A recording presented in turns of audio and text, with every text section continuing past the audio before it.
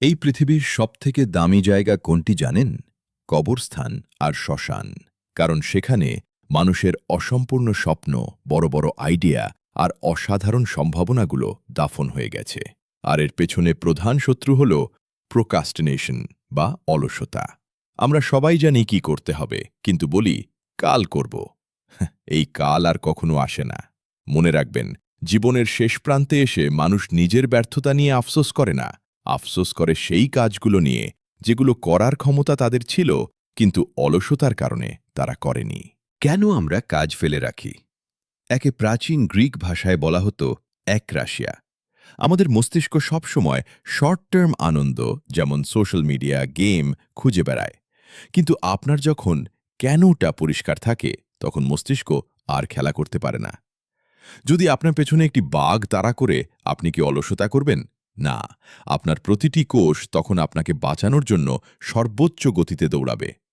তাই নিজের জীবনের লক্ষ্যকে বাঘের মতো জরুরি করে তুলুন। অলসতা জয় করার ৩টি সহজ ধাপ। ১.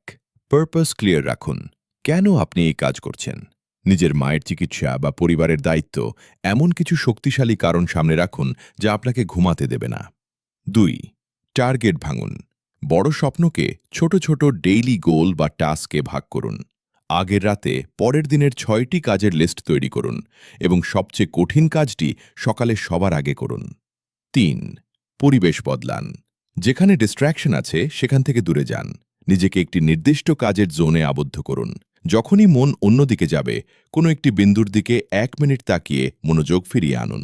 আপনার জীবনের সবচেয়ে বড় শত্রু অন্য কেউ নয়, আপনি নিজে। যখনই আপনি অলসতাকে বেছে নেন, আপনি নিজের বিরুদ্ধেই যুদ্ধ ঘোষণা করছেন। মনে রাখবেন, পৃথিবী আপনাকে তখনই মূল্যায়ন করবে যখন আপনি নিজেকে মূল্যবান করে তুলবেন। ব্যর্থতা আসবেই, কিন্তু ব্যর্থতা মানেই শেষ নয়, এটি শেখার একটি ধাপ। যদি ভুল করে অলসতা করেই ফেলেন, নিজেকে দোষারোপ না করে ক্ষমা করুন এবং নতুন করে শুরু করুন। আপনার ব্রেইন আপনার যুদ্ধক্ষেত্র। এখানে জয়ী হওয়ার জন্য আপনাকে আপনার ইচ্ছার বিরুদ্ধে গিয়েও কাজ করতে হবে।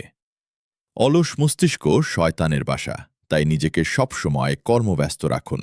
মনে রাখবেন, আজকের পরিশ্রমই আগামী দিনের সম্মান। নিজেকে বিশ্বাস করুন, বড় স্বপ্ন দেখুন এবং দ্রুত পদক্ষেপ নিন, কারণ সময় কারো জন্য অপেক্ষা করে না। আজ থেকেই শুরু হোক আপনার নতুন যাত্রা।